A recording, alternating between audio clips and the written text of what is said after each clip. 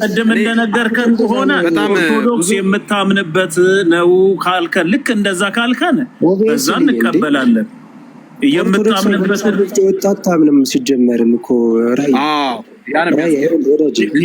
መጽሐፍ ቅዱስ ማስረጃ ሊሆን አይችልም። ለዚህ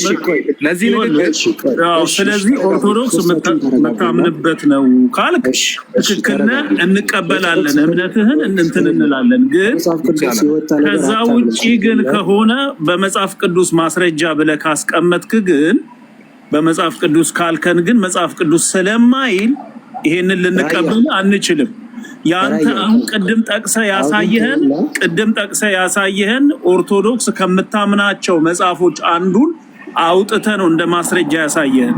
ስለዚህ በዛ እምነት መሰረት ከሆነ ኦኬ ትክክል ነህ ብለን ልንቀበል እንችላለን። ግን መጽሐፍ ቅዱስን ከጠቀስክ ግን ትክክል አይደለህም። እሺ አንተ ትክክል አይደለም ለማለት ማስረጃ የለም ነው ዋናው ነገር። መጽሐፍ ቅዱስ አይደለም ትክክል አይደለም የምትለው ማስረጃ የለም። አንተ ንገረኝ ወይ ሻዳንተኝ አይልም። ማስረጃ ከሆነ ቆይ እሺ አንተ መጽሐፍ ቅዱስ ብቻ ለምታምን ሰው ነህ። ለምንድን ነው የማቴዎስ ወንጌልን ከየት አመጣኸው ነው? በግና ፍየል የሚሞቱን ኃጥአንና ጻድቃን ናቸው ያልከው ከየት አመጣኸው ንገረኝ። ግና ምን አገናኘው? አሁን ካወራ ነው ከየት አመጣኸው? እሺ ምንድነው? እሺ ምን አገናኘው? ቆይ አይ ለዚህ ላንተ ሲሆን አገናኘው ነው የተለየሽ አትቆይ ችግርሽ ብጽይት ነሽ የሚለውን ሐሳብ ከሉቃስ ወንጌል ላይ አውጥቼ አሳያቸዋለሁ ስላለን አሳየን ብለናቸው ነበር እሳቸው። ነገር ግን ሲያሳዩ ምስጋና የሚል ነገር አላየንም እዛ ውስጥ። አንድ ወታደር ጀነራል ከሆነ ጀነራል ተብሎ ነው፣ ኮሎኔል ከሆነ ኮሎኔል ተብሎ ነው የሚቀመጥለት።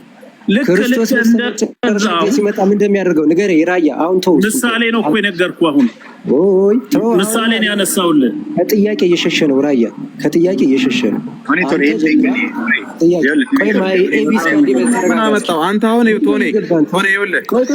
የተጠየቀውን ጥያቄ የመመለሱ አቅሙ ካለ መልስ። ሌላ ጥያቄ እኮ አልፈለግንም እኛ። ይሄ የተጠየቀውን ጥያቄ ራሱ መልስ አላገኘንለትም። ጉዳይ አንተ ነው ተድላ። አንዴ መልሱ የት አለ ታዲያ? አውጣዋ። አንዴ አንተ አልፈለግም። ሌላ ጥያቄ አይደለም የተጠየቀው። ይህ ነገር ሁሉ የምትለው ከድቁናው ለመሸሽ ነው። እሳቸው የገቡ ድቁናው ለሚጠይቁ ነው። ስለጠይቁ እዚህ ጋር እናውራ ስለተባለ ነው። ከዛ ለመሸሽ ነው። ችግር እንዳትወጣ ራያም አንተ ስትሉ ችግር የለም። ኤኒታይም በፈለከው ሰዓት መግባት ይችላል። አሁን ግን የጀመርከውን ሐሳብ መጽሐፍ ቅዱስ አሁን እውቅና ሰተነው ወደ ሌላ ሐሳብ የምንሄደው ይሄ ላልነው ሐሳብ መጽሐፍ ቅዱስ ማስረጃ የለንም በልና ወደሚቀጥለው ጥያቄ ሄድ። እኔ በደንብ እየነገርኩህ እና ታዲያ ማስረጃ አውጣ። ጋና ራያ አውጣ። ታዲያ ሌላ ጥያቄ ጋና እስኪ ወንድማችንን ያሳዩን ነው እየነገራችሁ ያለውን ቆይ ያዳምጡ። እየነገራችሁ አዳምጠኝ። ቆይ እየነገራ ያለውን እሱን አልሰማችሁም። ተድላ ቆይ አንዴ ይናገር ተድላ በተላ ይሄን መምህር እርሶ ማለት ነው ማርያም ተመሰገናት። ቆይ ይሄን ጠይቆትና አዳምጥ። መጀመሪያ ቆይ እየተነጋገርን ያለው ከራያ ጋራ ነው። ሌሎቻችሁ በቅዱስ ገብርኤል ሰላምታ ሰላም እንላለን ነው የምትሉት አይደለ? እሺ ይሄን ጠይቅልኝ ራያ። በቅዱስ ገብርኤል ሰላምታ ሰላም እንልሻለን ነው የሚሉት። ምስጋና ከሆነ ለምን ያኛው ሰላምታ ሆኖ ይሄኛው ያብራራል። ሰማል አይሁን 30 ትብብር ቢበዛ የሚያሸንፈው መጽሐፍ ቅዱስ ነው። የሚያሸንፈው እውነት ነው። ብዙ ንግግር አይደለም ማሸነፍ የሚችለው። እኔ እያልኳቸው ያለሁት ለትዝብት ሶፊ አዳምጠን በደንብ ከታችም ያላችሁት ትዝብት ውሰዱ። 659 ሰው አለ። አሁን መጀመሪያ እንዲረዳን ከተፈለገ የቅዱስ ማቴዎስ ወንጌል እናንተ አሁን ግዴታ ምስጋና ነው፣ መልአኩ አመሰገናት ምስጋና ነው የሚል አሳይ ነው እያላችሁ ያላችሁት። እሺ ቅዱስ ማቴዎስ ምዕራፍ 7 ላይ መልካም ዛፍ መልካም ፍሬን ያፈራን አለ። ምን ማለት ነው? እሺ ይሄን ፍቱልኝ። ጥያቄ ስትጠየቁ ችግሩ አትመልሱ። ቆይ እንደገና ቅዱስ ማቴዎስ ደግሞ የተቀደሰውን ለውሾች አትስጧል። መልስ የላችሁም። ችግሩ እኮ እናንተ መልስ የላችሁም። እኔ ሲጀመር ቅድምም የጠየኳችሁትን አልመለሳችሁልኝም። አሁን የምጠይቃችሁን እስካልመለሳችሁልኝ ድረስ እናንተ ለምንድን ነው የማትመልሱት? ይጠይቃሉ እንዳይጠየቁም መምህር እነሱ ይጠይቃሉ እንጂ አይጠየቁም። አዎ ችግሩ እኮ ይሄ ነው። አንዳንድ ጊዜ መጀመሪያ ከዓይኔ ያለውን ጉድፍ አውጣ ከዛ በኋላ የጓደኛህን ላውጣል ማለት ትችላለህ ይላል ቅዱስ ማቴዎስ። መጀመሪያ የእናንተን አለማወቅ ሳታውቁ ሰዎችን ለመተቸት አትምጡ፣ የምትጠየቁት መልሱ። እኔ በሚገባ መላኩ ወደ ግለሰብ ንግግር ገባን። አሁን የተነሳንበት አልሳደብም፣ ቃሌን ጠብቄ ነው የምናገረው። አልሳደብም። እኔ የስድብ መንፈስ የለኝም። ማንንም አልሳደብም፣ አከብራለሁ። አሁንም በክብር ነው እየጠየኳቸው ያለሁት። ወደዚህኛው ጥያቄ እንድንመጣ ከተፈለገ የቅዱሳት በማቴዎስ ወንጌል ምዕራፍ 7 ላይ አንደኛ መልካም ዛፍ መልካም ፍሬ ያፈራን ይላል ቀጥታ። ሁለት ደግሞ የተቀደሰውን ለውሾች አትስጡ ይላል። ይሄ ሲተረጎም ምን ማለት ነው? እንዲህ ብሎ አስቀምጦታል። እውነታውን ይሄን ምንድነው ብለህ ስታይ እኮ ሲተረጎም ነው ማወቅ የምትችለው አይደለ? ሲተረጎምልን ነው አንተ መረዳት የምትችለው። አሁን እናንተ ዝም ብሎ ያያችሁት ያላችሁት ለምን እንዲህ አልሆነም ነው። ለምን እንዲህ እኔ ስጀምር ቅድም የጠየኳችሁን ጥያቄ መች መልሳችሁና እናንተ አሁን ሌላ ጥያቄ የምታመጡት? እኔ የጠየኳችሁን ሶፊ ለምን ይሄን አታስመልስልንም? እኔ ቅድም የጠየኩትን ጥያቄ ለምን አልመለሱልኝም? እኛን በዚህ እያሉ እየያዙ ይኸው እየሰጠረ ነው። አላፈርንም። ለምን መጽሐፍ ቅዱሳችንን እኔ ደግሞ ቅዱስ ኤፍሬም ከማንም አግኝቶ አላመጣውም ያልኩበት ምክንያት እናንተ ይሄ አዋልድ የሚባለው መጽሐፍ ዝም ብሎ ነው ስለምትሉነ ነው። ከመጽሐፍ አባቶቻችን ሲደርሱ ቅዳሴ ማርያም በለው ውዳሴ ማርያም በለው ማን በለው ከመጽሐፍ ቅዱስ የመጽሐፍ ቅዱስ ልጅ ስለሆነ ከመጽሐፍ ቅዱስ የወጣ ቃል አይደለም፣ ከመጽሐፍ ቅዱስ ያለ ነው። ያንን በመንፈስ ቅዱስ ተቃይተው ነው የሚያደርሱት የሚያመሰግኑት አልኩኝ። ስለዚህ እንደዚህ ሲሆን ደግሞ እኔ የጠየኳችሁን ጥያቄ ሳትመልሱ አሁን ቅዱስ ገብርኤል ከድንግል ማርያም ውጭ ያመሰግናት ምስጋና አንዲት ሴት አምጣ ቶሎ በላውን። ሁለተኛ ደግሞ ብፅዕት ይሉኛል ያለች ሴት በመጽሐፍ ቅዱስ አምጣ። አሁን ይሄንን ካልመለሳችሁ ሶፊ ይሄ ላንተ ነው የቤት ስራ። በቃ አለቀ። ይመልሱ። ይሄን መጀመሪያ ይሄን ይመልሱ። ጠይቀዋል አይደል? አሁን እርሶ ልመልስ። በጣም ጥሩ። ቅዱስ ገብርኤል ከማርያም ውጪ ብፅዕት ያላት ማንን አለ? አሁን ይሄ ጥያቄው ከዚህ ጋር ምን አገናኘ? እኛም እኮ ብፅዕት እንላታለን፣ ከሴቶች ሁሉ የተለየች ነች እንላታለን፣ የተባረከች ነች እንላታለን። ስለዚህ ይሄ ምንም እንትን የሚል ነገር አይደለም ከጥያቄው ጋራ። ግን ምስጋና ለማርያም ምስጋና እንሰጣለን የሚል ነገር የታለ ነው ጥያቄው አይደል እንዴ? ዋናው ጥያቄ ማርያምን እኛ እናመሰግናታለን ወይ የሚል ሐሳብ ነው። ስለዚህ እውቅና መስጠትና ምስጋና የት ይገናኛል? ዛፍና ፍሬ ቆይ ልጨርስ። ዛፍና ፍሬ ብሎ እንደገና ደግሞ መምህር ምናልባት በመሰላቸው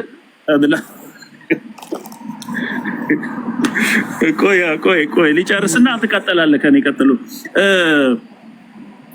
ዛፍና ፍሬ ትርጉሙን ምናምን አሉ እርሱ። አሁን ይሄ ግልጽ የሆነ ትርጉም ነው። በቃ ትክክለኛ ዛፍ ትክክለኛውን ፍሬ ነው የሚያፈራው። ይሄ ትርጉሙ ነው። የሰውም ልጅ ወደ ሰው ራሱ ብናመጣው ትርጉሙን መልካም ሰው መልካም ነገርን ነው የሚያፈራው። ይሄንን ለማለት ነው። ምንም አዲስ ነገር የለው። ግን እዚህ ጋር ግን ምስጋና የሚለው ማርያም አመስግኑ ያለችበት ቦታ አለ ወይ? እኔም እርሶ ሲያወሩ ብዬ ነበረ። ኧረ ቆይ የሰው ልጅ እርሶ ሲያወሩ እኔ ዝጥ ብዬ ነበረ አይደለ? ስለዚህ ይሄኛው ትርጉም ከዛ ጋራ ምን አገናኘው? ማርያምን አመስግኑ የሚል ነገር አለ ወይ ነው። ተፈስፍሲ ኦምልተ ጸጋ እግዚአብሔር ምስለኪ የሚለው የግዕዙ ብቻ ነው የሚለው መጽሐፍ ቅዱስ ግን አይልም። ቆይ ግን እንትኑን ለምን አናረገውም? ባላንስ አልሰራለትም። ማመስገን ማለት ማምለክ ነው። ከአምልኮ ጋር ይገናኛል። ለምሳሌ አንዳንድ ሰው ቆይ አንዴ ይቅርታ አላወራሁም አይደል? ለምሳሌ ራያ ለእኔ አሁን 100,000 ብር ብትሰጠኝ በችግር የሚሆን ስጦታ አድርገህ ብትሰጠኝ ወንድሜ ስለሰጠኝ አመሰግናለሁ ብል ምንድን ነው ችግሩ? አመለኩ ሊባል ይቻላል ወይስ ምንድን ነው?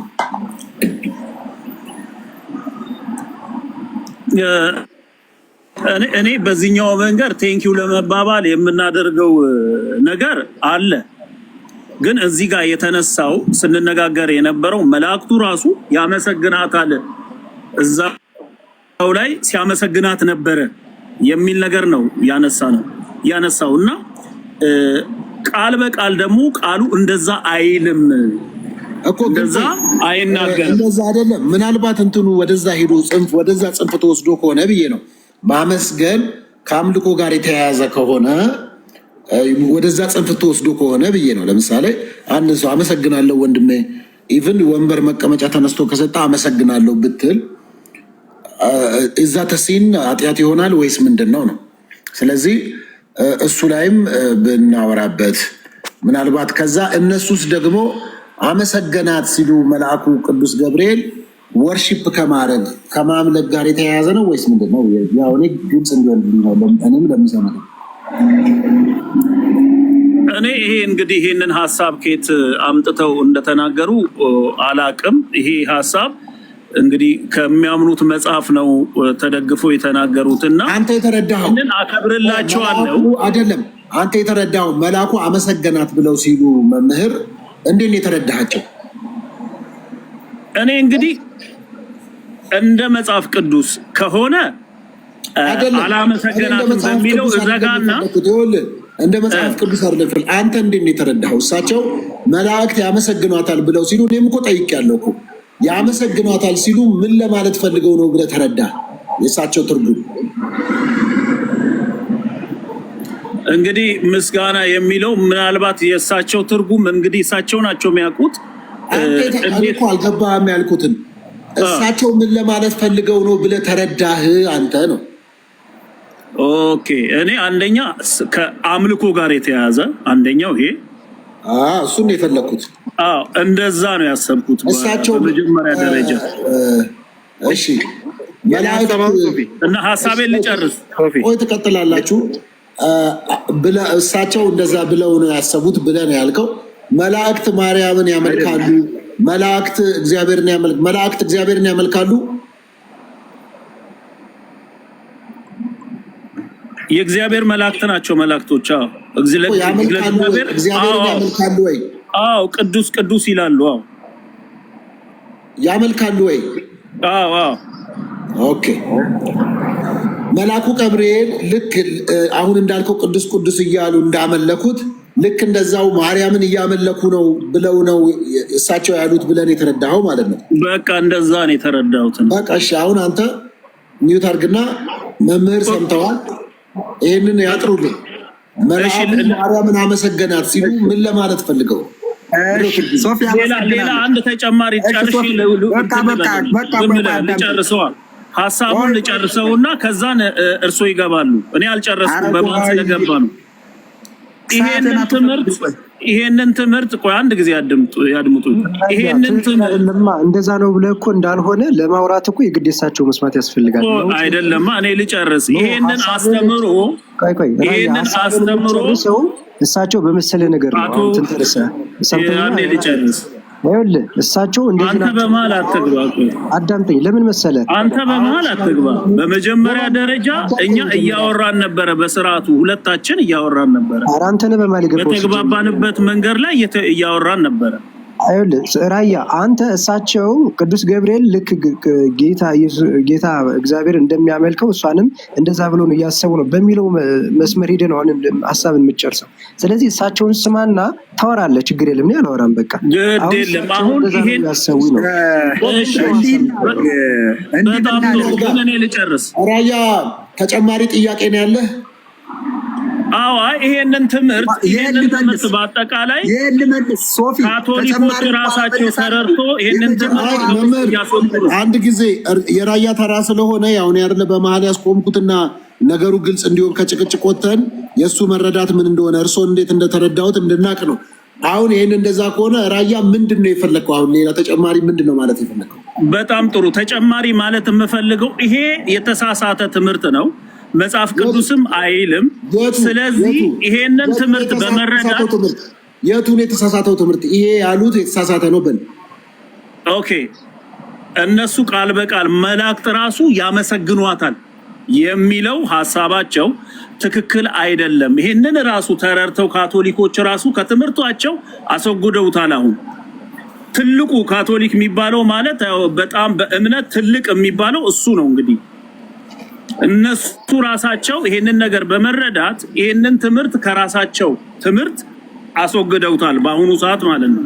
ስለዚህ አሁንም ይሄ የተሳሳተ ትምህርት ነው፣ መስተካከል አለበት የሚል ሐሳብ ለማንሳት ነው። አመሰግናለሁ። በቃ ይቀጥሉ መምህራን። ማንም ሰው ጣልቃ እንዳይገባባቸው አድምጧቸው። እግዚአብሔር ይስጥልኝ። ስለ ካቶሊክ እምነትና ስለ ኦርቶዶክስ እምነት ሌላ ጊዜ እንማማርበታለን።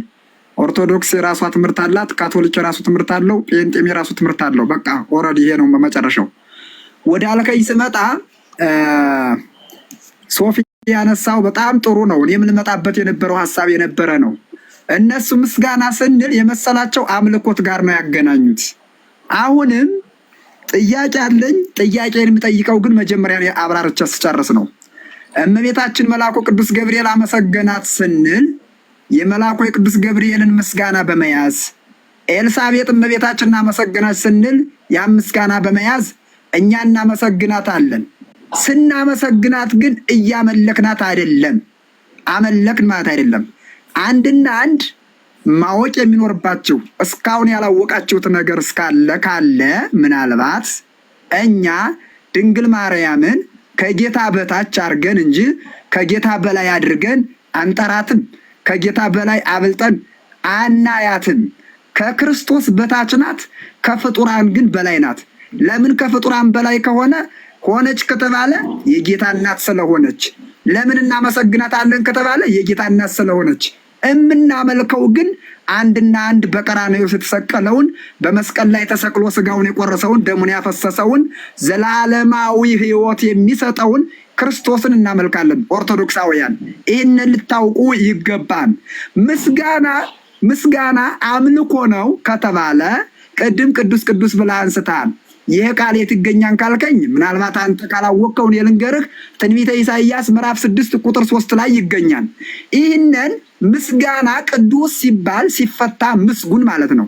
ቅዱስ ቅዱስ እያሉ እግዚአብሔርን ሲያመሰግኑ መላእክት ምስጉኑ የተመሰገንከው እያሉ አመስግነውታል። ስለዚህ እነሱ ሲያመሰግኑ ምስጋና ነው። አሁን መላእክት እግዚአብሔርን ያመልኩታን የሚል ምስጋናው አምልኮ ነው የሚል ካለ ይሄን እንድታሳዩኝ ይፈልጋለሁ። ምስጋና ቅዱስ ቅዱስ የሚለው አምልኮ ነው ማምለክ ነው ከተባለ መልአኩ ቅዱስ ገብርኤልም ድንግል ማርያም ሲያመሰግን እያመለካት ነው፣ እናንተም እያመለካችኋት ነው ካላችሁኝ እኔ ከውዳሴ ማርያም ይሁን ከጸሎት ዘዘወትርም ይሁን ከየትኛውም ይሁን ማርያምን እናመልካታለን የሚል መጽሐፍ ክፍል ካለን እኛ ኦርቶዶክሳውያን ከምንቀበለው አሳዩኝና እኔ ልረታበት። ማርያምን እናመልካታለን የሚል መጽሐፍ ካለ እናመሰግናታለን። ምስጋና ግን አምልኮ አይደለም። ይሄንን 100% ያዙ። ምስጋና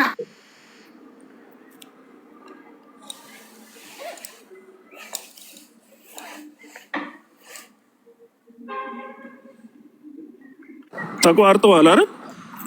እሺ ኮፒ ሊንክ ሼር አድርጉት። ምን ሆናችሁ ነው እንዴ? እስካሁን ኮፒ ሊንክ ሼር ምን? ኧረ በስመ አብ ምንድን ነው? በሰላም ነው ግን የሁሉ ሰው ቁጭ ብላችሁ እንዴ? ወዳጅ አይደለን እንዴ? ሁላችንም የምንጠቀምበት ቤት አይደል? ስለዚህ እንደዛ ብናደርግ ጥሩ ነው። ኮፒ ሊንክ ሼር ብታደርጉ አሪፍ ነው። እንደ ወዳጆች ይሰማል። ይቅርታ ስልክ ገብቶብኝ ነው ተመልሻለሁ። ይቅርታ በጣም ስለዚህ እኔ አሁን እያልኩ ያለሁት በቃ ይሄ ነው። እኔ የምላችሁ ከሰማችሁ አምልኮ ምስጋና አምልኮ አይደለም። አይ ምስጋና አምልኮ ነው የምትሉኝ ከሆነ አሳዩኝ ነው አሁን እያልኩ ያለሁት። አሁንም እንድታሳዩኝ ይፈልጋለሁ። ራያዬ አንድ ጊዜ ወንድምነት አንዴ ልመልስላቸውና ትገባለህ። ዜዶ አንዴ ልመልስላቸው። በጣም ጥሩ። አሁን የጠየቁኝ እንግዲህ ማርያም እንደሚታወቀው አሁን በህይወት የለችም። ሕያው የሆነው ጌታ ኢየሱስ ክርስቶስ ነው ለዘላለም የሚኖረው ለዘላለምም ያለው። ስለዚህ እንግዲህ ምስጋና የምትሰጠው ላለው ሰው ነው እንጂ ወይም ደግሞ ላለው ፍጥረት ነው እንጂ ምስጋና እንኳን ብትሰጥ ለሌለ ነገር እንዴት አድርገህ ምስጋና ልሰጥ ትችላለህ የሚል ሐሳብ ነው ማነሳለህ። ሙታን እንግዲህ ሄጄ ልቅበር ወንድሜን ሄጄ ልቅበር ባለ ጊዜ ሙታንን ይከተል ይላል መጽሐፍ ቅዱስ። ስለዚህ በሕያው ያልሆነ ነገር እንዴት አድርገ ምስጋና ልሰጠው ትችላለህ? ሕያው ላልሆነ ነገር። ስለዚህ አምልኮ አይሆንም ወይ ነው እኔም ጥያቄ። ሕያው ላልሆነ ነገር እንዲህ የምታደርግ ከሆነ ወደ አምልኮ አይቀየርብህም የሚል ጥያቄ ነው የምጠይቅህ። እኔ ማዚው ልጠይቅህ ወደዛ ከመግባታችን በፊት ቆይ አዳምጠኝ። ቆይ እንትናዬ ወደዛ ከመግባታችን በፊት ታድላ ቆይ ጠይቀኝ ልመልስ። ያልጠራልኝ ስላለ ነው። ወደ ሌላ ከመግባታችን በፊት ነው። አንዱ ሳናጠራው ሄደን ብዬ ነው። እሺ ቀጥሎ አዳምጠኝ። አዎ ሙታንን ይከተሉ ይቅበሯቸው። ህድጉ ሙታን ይቅበሯቸው። ግዙ ልተው ምናልባት ያው ግዕዝ ከአዋቂ ጋር ነው የምነጋገረው ብዬ ነው። ይቅርታ ያው አማርኛ ላድርግ ብዬ ነው። ሙታን ይቅበሯቸው ሲል አሁን በድንን የሚከተል ይመስላል። ይኸውልህ ትርጉም ወቁ ምላቸው ይሄ ነው። ሙታን ይቅበሯቸው ሲባል የሞተ በድን ተነስቶ በድን ይቅበላቸው ማለት ነው? እስኪ ንገረኝ። በጌታ አነጋገር ይሄ የሞተው ሬሳውን ይቅበረው ማለት ነው? ይከተል ነው የሚለው እኮ። እሺ ይከተል ማለት ይከተለው ነው? አስከሬኑ ተነስቶ ይከተላል? ኖ በቁሙ የሞተውን ነው ያለው እሱ። ቆየው አሁን ይሄ ሲፈታ ምን ማለት ነው? ምግባር ሃይማኖት የሌለው የሞተ እንደው በቃ ምግባር የሚባለውን ያላደረገ ጭራሽ እንዲህ አይነት ነገር የሌለው እሱ ራሱን ይከተል ነው እንጂ የሞተ አይደለም። ታዲያ እንደዚህ ካልከኝ የሉቃስ ወንጌል ምዕራፍ 15 ያለው ስለ ነዌና ስለ አልዓዛር ያለውን ግንኙነት ስታነሳ እንዴት ነው የሚያስተምር? አዘላይ ያለው የነዌና የአልዓዛር ወደዛ ጉዳይ አንግባ። አሁንም እኔን ቅድም ላይም ጀምራችሁ እናንተ እኔ ስጠይቃችሁ እንደው የማስታከክ አለ አይደለ? ታኮ ነገር እያመጣችሁ እያመለጣችሁ ስለሆነ ማምለጥ አሁን ግን እንድታመልጡኝ አልፈልግም። ሶፊም እንድምጠይቅልኝ የምፈልገው ምስጋና አምልኮ ነው የሚል አሳዩኝ። አንድ እመቤታችን እኔን አምልኩ ማርያምን አምልኳት የሚል መጽሐፍ ቅዱስ እነሱ አምልኮ ነው ብሎ የለ ምስጋና አምልኮ ነው ስላሉ እሺ ምስጋና ማርያምን አምልኳት የሚል መጽሐፍ ቅዱስ ወይም ከየትኛው መጽሐፍ አሳዩኝ እያልኩ ነው። ይሄን መልሱልኝ፣ አሳዩኝ። በእግዚአብሔር ስም ነው የምጠይቃችሁ። ያለዛ ሌላ ጉዳይ አንግባ። እሺ መምህር እግዚአብሔር ያክብርልኝ። እኔ አንዴ ብቻ አንድ ጊዜ ተድላይ አንዴ ይቅርታ፣ በጣም ቴንክ ዩ ተባረክ። እሺ መምህር ሄኖክ አይ ቲንክ አንስተው እየተወያዩ ያሉት የሉቃስ ወንጌል ላይ ምዕራፍ 1 ቁጥር 28 ያለውን ይመስለኛል። መልአኩ ገብርኤል መጥቶ ማርያም ሰላም ባለት ጊዜ የተነሳውን የገብርኤልን ንግግር ተመልክቶ ይመስለኛል። እዛ ጋር ምስጋና አለ እንዴ? ወደ ሌላ ከመሄዳችን በፊት እሱን ምንፈታ ብዬ ነው። እዛ ጋር ምስጋና አለ? ካልተረዳህ አልተረዳህም እንጂ አላው አጡት ወንድሜ አተውት እኮ ነው ወደ ክርክር ራያ አንዴ። እሺ እኔ እንደው ባካችሁ ሰው የሚስቅብና ነው። እውነቴን ነው። ከታች አሁን እንግዲህ 780 ሰው ማለት በእኔና በእናንተ በጣም የሚስቅብን ማለት ነው። ያው በርግጥ ደጋፊውን ይዞ እኔና እርሶ እኔ ለመመልሰው ሁሉ መጽሐፍ ቅዱስ እያሳየሁ ነው። እናንተ ግን መጽሐፍ ቅዱስ ማታሳዩኝም። ለምንድን ነው የምጠይቃችሁ አትመልሱ? አሁን ሌላ ቦታ ሳይሄዱ በቃ አሁን ከኔ ጋር ይሁኑና አንድ ጊዜ እኔና እርሶ እናውራው። እሱን መጽሐፉን ይክፈቱና እኔም ከፍተውና አብረን እናወራለን ማለት ነው። እዛ ቦታ ላይ መልአኩ ገብርኤል መጥቶ የሰጣት ሰላምታ ነው ወይንስ ደግሞ ምስጋና ነው? ከየት አምጥተው ምስጋና ነው አሉ? ስለመጣህ ስለዛ ጉዳይ አልመለስም። ሶፊ በጠየቀን ነው ልክ አሁን ላይ ያንን ተወያይተናል፣ ጨርሰናል። ለምንድን ርዕስ ተለቃላችሁ? ከየት አምጥተው ምስጋና ነው አሉ? ከየት አምጥተው ምስጋና ዘይድ ምን አደረጉ መሰለ? አይ ቲንክ ወንጌል የሚል መጽሐፍ መሰለኝ ቶኔቶን አምጥተው ሃይማኖት አበው ላይ ይሁን እንግዲህ ወይ ተሳስቼ ከሆነ አላውቅም። ከዛ ላይ ትርጉሙን አባቶች የተረጎሙት ነው ብለው በእነሱ በትርጉምኛ መጽሐፍ ቅዱስ ብቻ ብለን ስለማናምን በዛ ላይ የተተረጎመልን ብለው እንደውም ራያ ምን አላቸው? ኦኬ ከመጽሐፍ ቅዱስ ሳይሆን በእናንተ መጽሐፍ ለተረጎማችሁት ነገር ልክ ነው ብለን ልናልፍ እንችላለን፣ ከመጽሐፍ ቅዱስ ግን የሚል ስለሌለ አንቀበልም ብለው ዘግተዋል። በዛ ልክ ከሌለ ታዲያ ከሌለ እኮ በቃ ከሌለ እሳቸው ከመጽሐፍ ቅዱስ አምጥተው ማስረዳት ካልቻሉ በቃ አለቀ ማለት እኮ ነው ውይይቱ። አይ ቲንክ እዚሁ ነው የሚያልቀው ከእሳቸው ጋር ያለው። ለምን እስካሁን ድረስ ስሰማቸው ከገባው ጀምሮ ስሰማቸው ምስጋናው መስጠት መጽሐፍ ቅዱሳዊ ነው፣ ምስጋናው መስጠት መጽሐፍ ቅዱሳዊ ነው፣ ለእሷ መስጠት መጽሐፍ ቅዱሳዊ ነው ይላሉ። የት ጋ ነው ታዲያ የተሰጠው ሲባል ሉቃስ ወንጌል ይላሉ። ሉቃስ ወንጌል ምስጋና የሚል ቃል አለው እንዴ?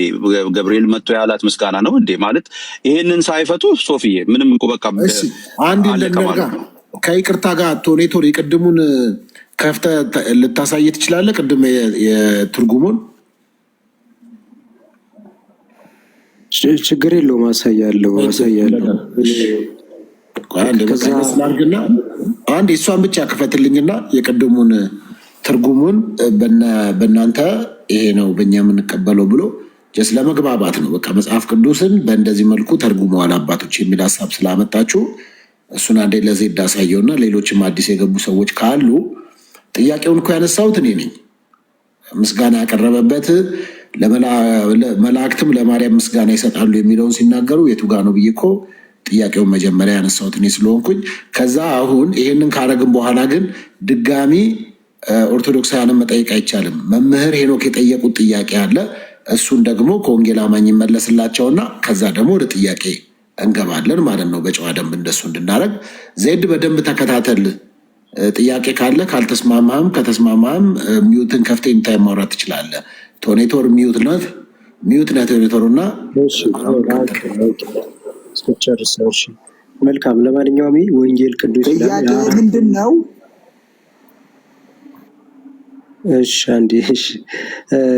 ይሄ ወንጌል ቅዱስ የአራቱ ወንጌላት አንድምታ ትርጓሜ ነው። ከቀድሞ አባቶች ሲተረጎም የመጣው ነው ንባቡና አንድምታ ትርጓሜ ይላል። አንድምታ ነው፣ ወንጌል ቅዱስ ይላል። ስለዚህ የሉቃስ ወንጌልን እንዴት ነው የሚተረጉመው የሚለውን ስናይ የሉቃስ ወንጌል ይኸው ምዕራፍ 1 እዚህ ጋር ሉቃስ ወንጌል ምዕራፍ 1 ቁጥር 28 ላይ እዚህ ጋር ይኸው መልአኩ ወደ እርሷ ገባ ይላል አይደለ? ወደ እርሷ ገባ። እንግዲህ ወይ ቤላ ተፈሲ ፍስት ኦ ምልዕተ ጸጋ እግዚአብሔር ምስለኪ ብሎ በግዕዙ ይጀምርና በመላእክት ተልኮ በትንቢተ ነቢያት ጸጋ ምልዕተ ክብር እመቤታችን ሆይ ደስ ይበልሽ፣ እግዚአብሔር ከስጋሽ ስጋ ከነፍስሽ ነፍስ ነስቶ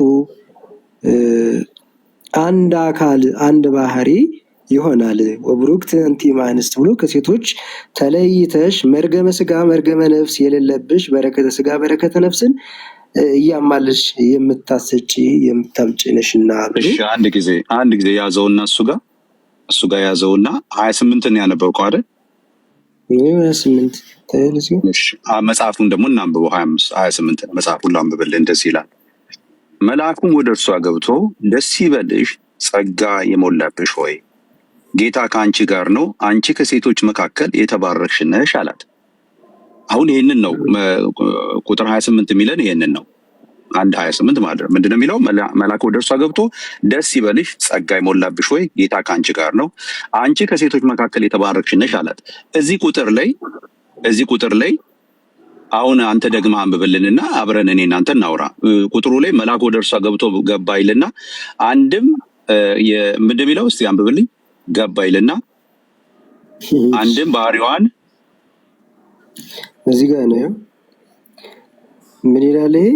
ወይ ቤላ ተፈሲ ፍስት ምልዕተ ጸጋ እግዚአብሔር ምስለኪ ከመላእክት በመላእክት ተልኮ በትንቢት ይሄኛውን ሲያብራራው ነው። አንድምታው ነው። እሺ ይሄን ሲያብራራው አንብበው ገብቶኛል። በመላእክት ተልኮ በትንቢተ ነቢያት ፍስት የምትሆኚ ምልዕተ ጸጋ ምልዕተ ክብር እመቤታችን ሆይ ደስ ይበልሽ። ፍስህት የምትሆኚ ማለት ምን ማለት ነው? ፍስህት የምትሆኚ ማለት ምን ማለት ምን ማለት ነው? የጠየቀው ያንተ መጽሐፍ ነው። ጠይቀው እኔ ምን ማለት ነው አልኩ።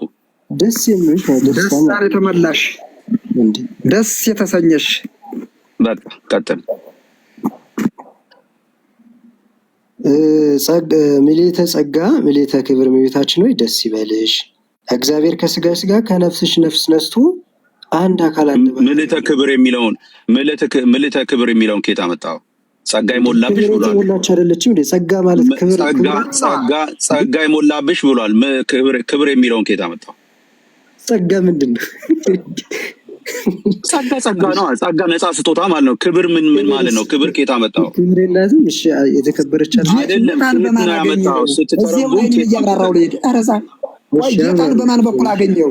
አንተ ክርስቶስ ጌታዬ የምትለው ክብር የሚለውን ይኸውልህ፣ ክብር የሚለው ምን አይነት ክብር ነው? እስቲ ንገሩ። የት አለ? መጽሐፉ ላይ አለ? ክብር የሚለው ነው። መጽሐፉን ይኸውልህ፣ ላንብብሎት። መጽሐፉን ላንብብሎት። የማናገኘውን ለኔና ለአንተ ላንብብሎት መጽሐፉን። እንደዚህ ይላል፣ መልአኩም ወደ እርሷ ገብቶ ደስ ይበልሽ። ኧረ አንዴ እያደመጡኝ። መልአኩም ወደ እርሷ ገብቶ ደስ ይበልሽ፣ ጸጋ የሞላብሽ ሆይ ጸጋ ከአንቺ ጋር ነው፣ አንቺ ከሴቶች መካከል የተባረክሽ ነው አላት። በቃ አሁን ይህንን ያላት። ይህንን ሲላት ጸጋ እንደተሰጣት ተናግሯል። አንድ ወንድሜ አንዴ ታገሰኝ። ደስ ይበልሽ ተብላ ደስታ ከእሷ እንደሚጠበቅ ደስ ይበልሽ ብሏታል። ጸጋ እንደሞላባት ተናግሯል። ጌታ ከእርሷ ጋር እንደሆነ ተናግሯል። ከሴቶች መካከል የተባረከች እንደሆነ ተናግሯል። ከዚህ ከአራቱ ውጪ ማለት ጸጋም የሞላብሽ ነሽ፣ ክብርም የሞላብሽ ነሽ ያላት አለ። እዚህ ላይ ክብር የሚለውን ከየት አመጣ? እኔ የምልህ ቆይ አይደለም፣ ቆይ ጌታ ከአንቺ ጋር ነውና አንቺ ደስ ይበልሽ፣ የተወደድሽ፣ ደስ ያለሽ ምናምን የሚለው የተከበረ ምልአተ ክብር የሚለውን ከየት አመጣው? ምልአተ ክብር የሚለውን ከየት አመጣው? ክብር የሞላብሽ የሚለውን ከየት አመጣው? ያለሁት እኮ አንድምታውን እኮ ነው። ለምንድን ነው መጽሐፍ ቅዱስ ጋር እኩል እንድታምጡ? ከየት አምጥቶ ነው የተረጎመልህ? እንደዛ ብሎ ምልአተ ክብር ብሎ ያስቀመጠልህ፣ አንድምታውን ያስቀመጠልህ፣ ክብር ብሎ ያስቀመጠልህ ከየት አምጥቶ ነው? ክብር የተሞላሽ የሚል አለ። እግዚአብሔር ዘንድ ጸጋን የተሞላች ከሆነች የተከበረች አይደለችም? ጸጋን የተሞላችማ ይኸውልህ፣ ጸጋን የተሞላችማ እኛ እኮ በሱ ላይ ይኸውልህ አይደለማ። እያንዳንዱ ለምትከተው ነገር ማስረጃ ማቅረብ አለብህ። አሁን እኔ በጸጋ ላይ ክርክር የለኝም መስለህ እንደዛ አትበል። ክብር የተሞላሽ እኔማ መጽሐፍ ቅዱስ ነው ማስረጃ። ይኸው እኮ አጠየቁ። መጽሐፍ ቅዱስ የማይለውን አትበል። ከየት አመጣህ? ወዳጅ አዳምጠኝማ። እኔ እያልኩ ያለሁት እኔ እኮ አልገባኝም እንደ መጽሐፍ ቅዱስ እያነበብኩ ነው እንደ ይመስልህ? የመጽሐፍ ቅዱስን አንድምታ ነው እያነበብኩ ያለሁት። አባቶች ከየት አምጥተው አደረጉት? እሱ ላይ አለ። አሁን ያነበብነው ላይ አለ። አንዴ ተረጋጋ እሺ። ይሄኛው ይሄ አንድምታ ትርጓሜው ምልአተ ክብር ወይም ክብርን የተመላች ቅዱስ ገብርኤል በፊቷ ሆኖ ሲያመሰግናት ወይም ሰላምታ ሲሰጥ በክብር የተሞላች ክብር ያላት አልነበረችም? የቱ ጋር ነው የሚለው? ጸጋ ተሰጥቷታል። ጸጋ አይደለችም። ነች ወይ አይደለችም?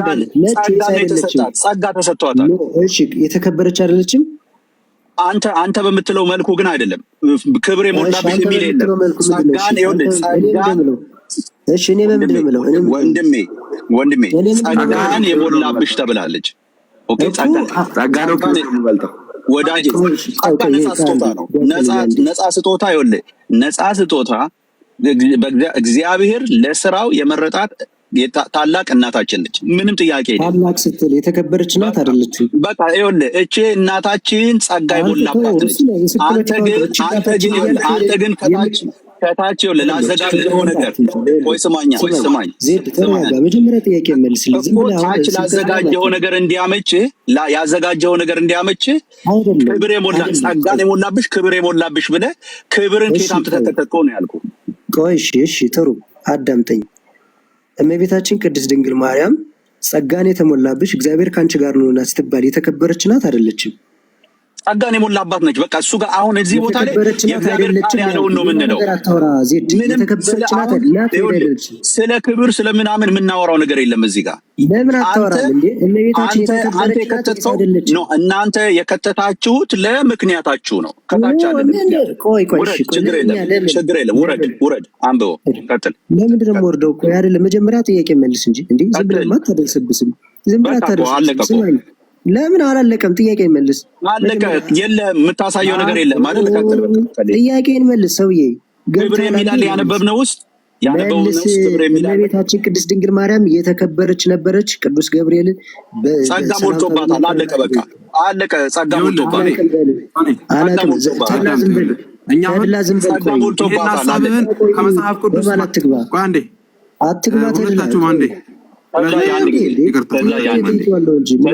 አይደለም ቶኔ የሄድክበት ያለው መንገድ ልክ ስላልሆነ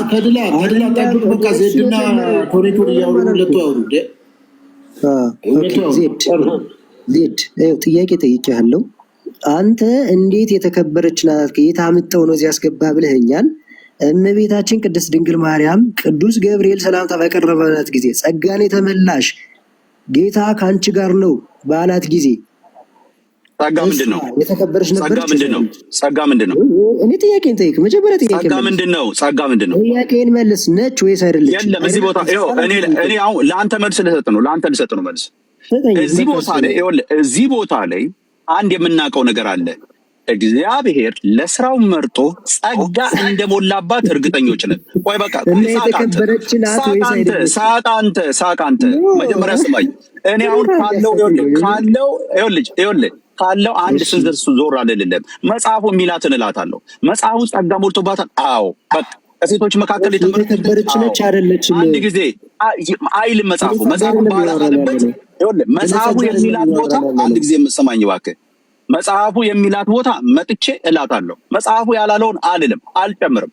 እያልኩ ያለሁት ወንድሜ እኔ ስለ ክብር ከየት አምጥተህ ጨመርክ? መጽሐፉ ላይ ስለ ክብር የሚናገር ነገር አለ ወይ? አይደለችም መጽሐፉ ላይ መጽሐፉን ነው የተረጎምከው አለ ወይ? በቃ የለህም፣ እለፈው። የለህም አንተ ራስህ የለህም እንጂ የለህም።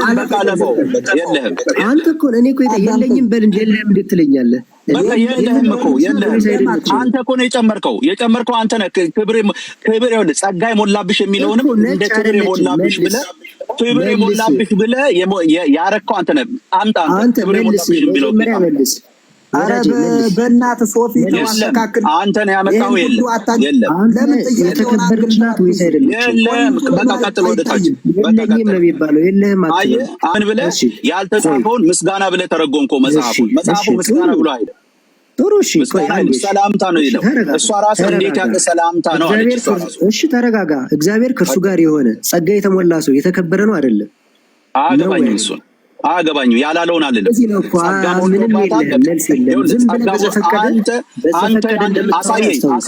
አሳየኝ ጸጋ የሞላበት አሳየኝ። ክብር የሚለውን ክብር የሚለውን አሳየኝ። ክብር የሚለውን አሳየኝ። በየትኛው ትርጉም ነው ክብር የሚለውን እዛ ውስጥ ያስገባው? ምልአተ ክብር የሞላብሽ ብለህ ያስገባው ጌታ አምጥተህ ነው።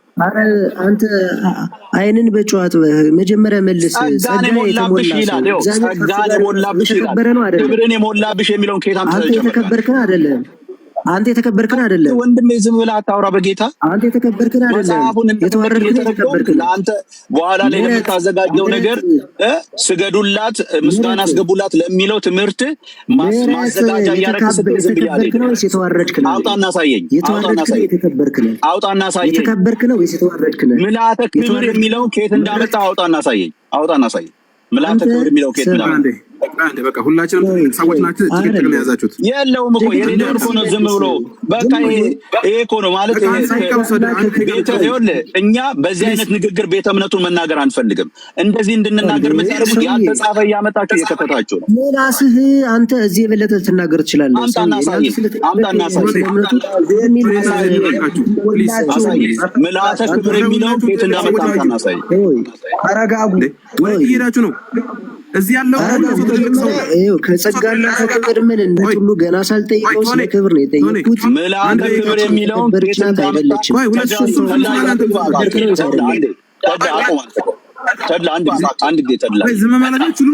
አንዴ ተድላ ያሳየኝ። ምልአተ ክብር የሚለውን አይደለም።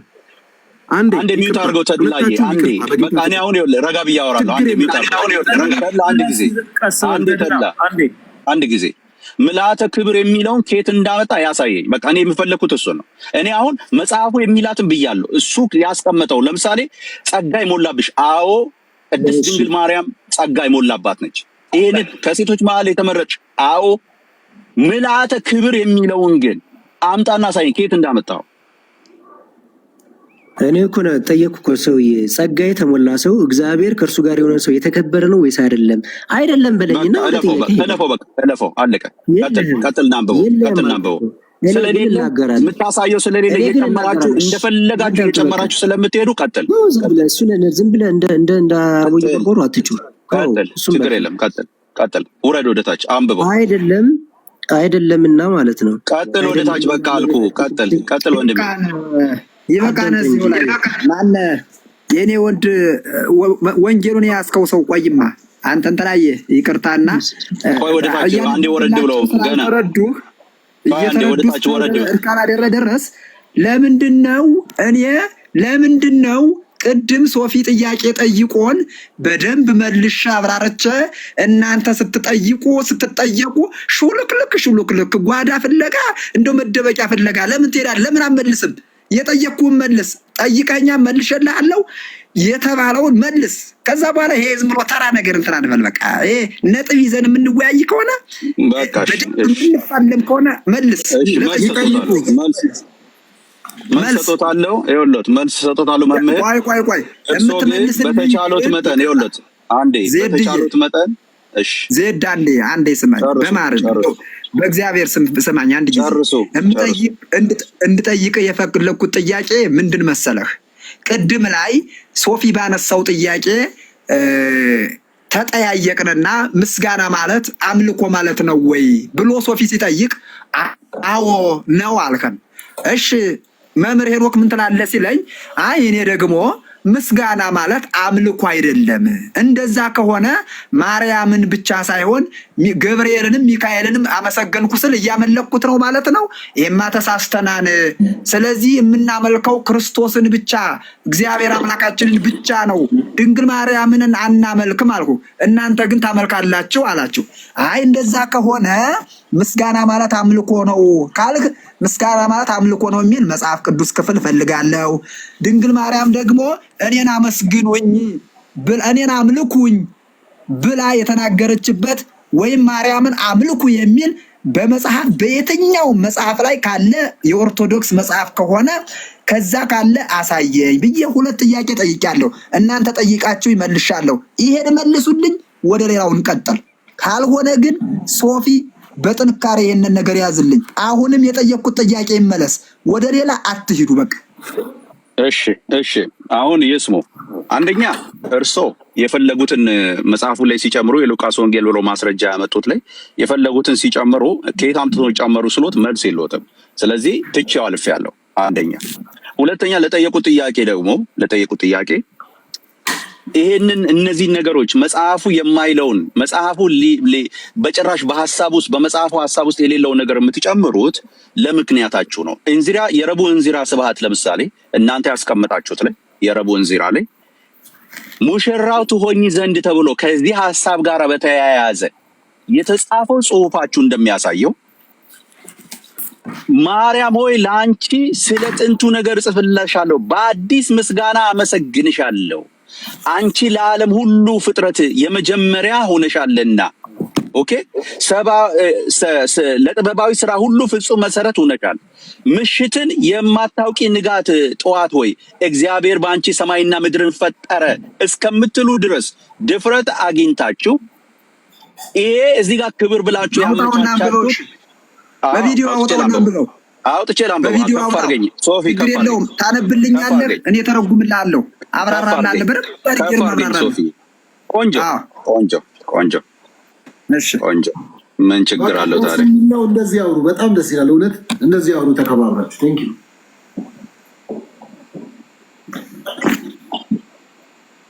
እሺ እንደዚህ ይላል የረቡዕ እንዚራ ላይ ኦኬ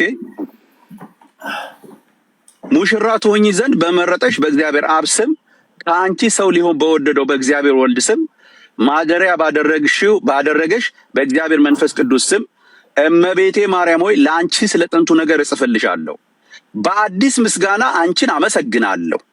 አንቺ ለዓለም ፍጥረት ሁሉ የመጀመሪያ ሆነሻል ይላል።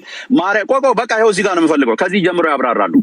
አንቺ ለዓለም ፍጥረት ሁሉ መጀመሪያ ሆነሻል ይላል። ማርያም ለዓለም ፍጥረት ሁሉ መጀመሪያ ነች? ጠየቀኝ። መጀመሪያ ነች።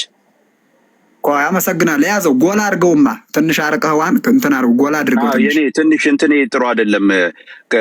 ምንድነው ስሙ ይሄ ካሜራዬ? እኔ ግን አነብሎታለሁ። አንቺ ለዓለም ፍጥረት ሁሉ የመጀመሪያ ሆነሻል ይላል።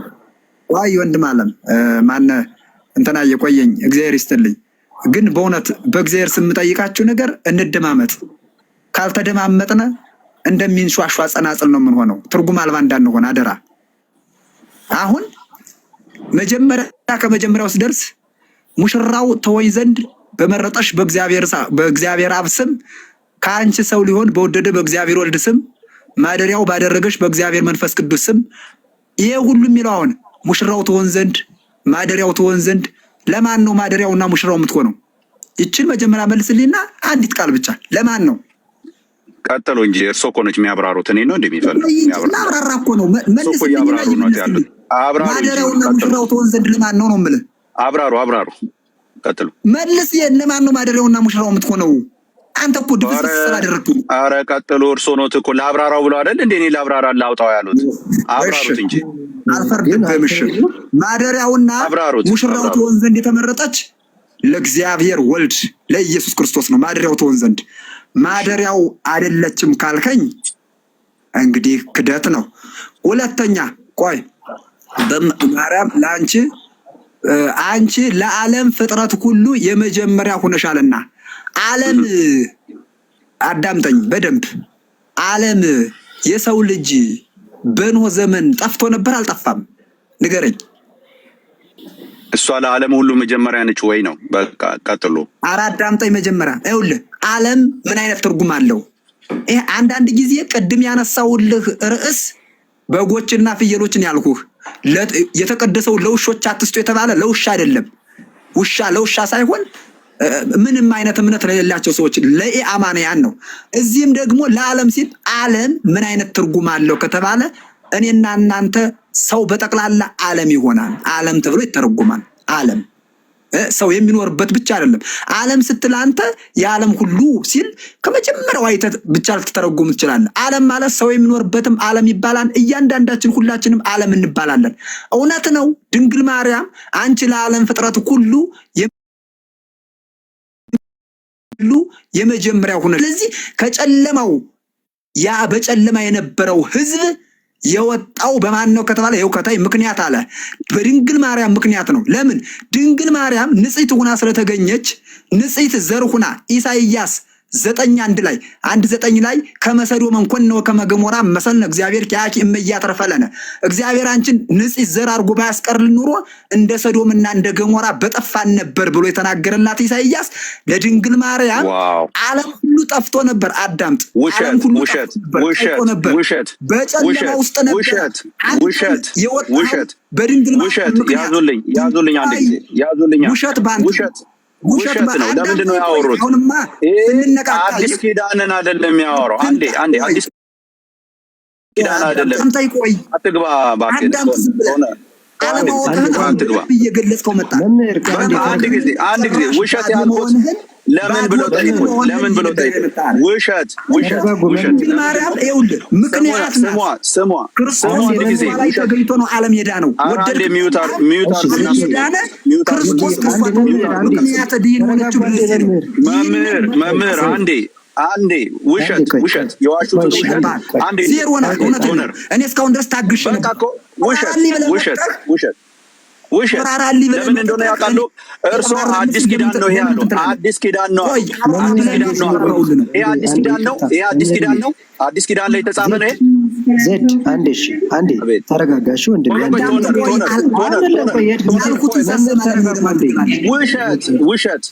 ውሸት ለምን እንደዛ አንተ ውሸት ቆይ ለምን ውሸት እንደሆነ አስረዳችሁ። ለምን አልክበለኝ ለምን አልክ በሉኝ። በቃ ለምን አልክ ከሆነ ላስረዳችሁ። ሌሎቻችን ቆይ አንዴ አካሄዳችሁ ያዝልኝና አንድ ጊዜ ለምን ውሸት እንዳልኩ ላስረዳ። በቃ እኮ ልክ ነህ እኮ አካሄድ ነው የምነግርህ። አንዴ አካሄድ ነው አላደርግልህም። አንዴ አካሄድ ነው የምነግርህ። አንዴ ራያ አካሄድ እንደዚህ አይደለም። አንዴ አቋ አይደለም ሚውት አድርግ። በጣም እየሰማን ነው። ቶኒ ሚውት አድርግ። ውሸታቸው ይወጣል። ጸጥ አድርግ። ሚውት አድርገው። ሀሳቡን ይግለጽበት። ሚውት አድርግ። እሳቸው ከአዲስ ኪዳን ነው ብለዋል። ይኸውልህ በአዲስ ኪዳን ክርስቶስ ኢየሱስ አካሄድ ነው። በቃ ያዘው እንዴ አንዴ ዝም ብለህ አካሄድ እኮ ነው የምነግርህ። አካሄድ ነው። ራያ እባክህ ዝም በል። ቆይ አካሄድ ነው። አካሄድ አታውቁም እንዴ እናንተ? አታውቁም? ስርዓት አስከባሪ አትሁን አንተ። ተወው በቃ ሁለቱ ይነጋገሩ። አንተ ሰውዬ እንደዛ አይደለማ። ሁለቱ ይነጋገሩ እና እንድንሰማ እኮ ነው እኛ ከጭቅጭቅ የወጣ እንድንሰማ። አካሄድ እስኪ መጀመሪያ ዝም በሉ። አንተ እኮ ነው ጭቅጭቅ ያዞርከው እንጂ እነሱ በትክክል እያወሩ ነበር። አካሄድ ነው የሚናገረው። ስርዓት አላቸው። ቶኒ አትረብሽ። አካሄድ ነው። እስኪ ተረጋጋ። እንዲ አካሄድ እንናገር። አንድ ሰከንድ እኮ ነው። አንዴ ጠብቅ። እንዲ የምንሄደው ቦታ የለም። ዝም በልና በቃ ዝም በል እስኪ አንዴ። እንዴ ራ የምናገር ሱስ አለብህ እንዴ? አንዴ እንዴ ቶኒ ጤነኛ አይደለም። ተው እባክህ በቃ ተው። ሚውት አድርግ አንተ። ሚውት አድርግ። አንተ ነው እንዴ? ኮስት እንደምን ለምን አናረግም? በቃ እስቲ አንዴ ቶኔቶርን እድል ስጡትና ምንድነው አካሄድ ከተፈረስ ምንድነው አካሄድ ሄድልን ነው። እስቲ ቆይ ሲሰሙ ምን አለ ከመስማት አይጎልም እኮ ምንድነው ችግሩ? ቆይ በእግዚአብሔር ስም አንዴ በቃ እስቲ አካሄድ ምንድነው? እሺ እንስማ እንጂ እንዴት ራያን እያወራው ያለ አካሄድ ነው ስትለኝ እቆማለሁ። አካሄድ ስለሆነ ማስተካከያ ነው የምትሰጠው። በቃ አለቀ እንጂ ሐሳብ ልሰጥ አይደለም። አካሄድ ካልኩ እሺ ነው የምባለው። እንዴ ዜድዬና መምህር ስታወሩ ይኸውላችሁ አንድ ሰው መነካከፍ የለበት። ለምሳሌ ውሸት አትበል። ለምሳሌ እኔ አሁን መምህር ዜድን ቢጠይቁት ዜድ ለራሱ ሐሳብ ውሸት ብሎ ሊናገሩ አይገባም መምህር። ምክንያቱም የራሱ ሐሳብ ወይም ደግሞ ራሱን የሚያውቀው ስለ ኦርቶዶክስ መጽሐፍ አንተተህ እሳቸውን እንዲያብራሩ ነገር ውሸት ልትል አችልም። ምክንያቱም ስለ መጽሐፉ ከሳቸው የበለጠ ልታወራ አችልም። ለምን አልክ ነው ቢባለው ለምን አልክ በለኝ። ውሸት ነው ፊት ለፊታችን ላይ የዋሹ ያሉት። ለምን እሳቸው የዋሹት ምን ብለው ነው? አሁን አንተ ቆይ በቃ ጠየቀኝ። ይኸውልህ እሳቸው ሲሉ ከአዲስ ኪዳን ነው አሉ። ይኸውልህ አዲስ ኪዳን ነው አሉ። አዲስ ኪዳን የክርስቶስ ኢየሱስ ማደሪያ ስለሆነች የጠፋው ሰው በክርስቶስ ኢየሱስ ዳግም ስለመጣ ለሱ ነው መጀመሪያ የሆነችው አሉ። ውሸት። ለምን ነው ውሸት ያልኩት? ጥቂት ወረድ ብዬ ላንብበው። እንደዚህ ይላል። ይሄ እንግዲህ የሆነው በአዲስ ኪዳን ሰማይና ምድር ተፈጥረዋል። እንያ መጽሐፉ ምን ይላል? ይሄ በቢጫ የተጻፈው በሙሉን ተመልከቱ ምን እንደሚል። ለጥበባዊ ስራ ሁሉ ፍጹም መሰረት ሁነሻልና ይላል። ለጥበባዊ ስራ። የትኛው ጥበባዊ ስራ? አሁን ምን መሰላችሁ ትልቁ ችግር ያለው እዚህ ያላችሁ ሰዎች የምትሰሙት በሃይማኖት ስም ስለሆነ የምትሰሙት በሃይማኖት ጆሮ ስለሆነ ችግሩ ያለው ትልቁ ችግር እዚህ ጋር ነው። ምንድነው መጽሐፉ እያለ ያለው? እንዲህ ይላል ምሽትን የማታውቂ ንጋት ጠዋት ወይ ይልና ይሄ በቢጫ ያለው በሙሉ ተመልከቱ። እሱን ነው ማነባው። እንደዚህ ይላል እግዚአብሔር በአንቺ ሰማይንና ምድርን ፈጠረ፣ ባህርን፣ ቀላያትን፣ ፀሐይን፣ ጨረቃን፣ ከዋክብትን፣ ዘመኖችን፣ ዓመቶቹን፣ በጋን፣ ክረምትን፣ ቀናትን፣ ሳምንታትን፣ በዓላትን፣ በግልጽ የሚታየውን የተሰወረውን ዓለማትን ሁሉ ፈጠረ ይላል። ኦኬ ይሄ የተፈጠረው በአዲስ ኪዳን ነው አባቴ ነው በፍጥረት መጀመሪያ ነው? ንገረኝ እስቲ አውጣና ሚዩትን አንሳና። ለእኔ ነው የኔ አባት። አዎ ባህርና ቀላያት፣ ፀሐያትና ጨረቃ፣ ከዋክብትና ዘመኖች፣ ዓመቶችና በጋን፣ ክረምትን፣ ቀናትን ዘፍጥረት ላይ ነው የተፈጠረው? አዲስ ኪዳን ላይ ነው የፈጠረው? እሺ ቆየኝ፣ ጥያቄ ጠየቀኝ አይደለ የኔ አባት? መደማመጥ። ቀጥል።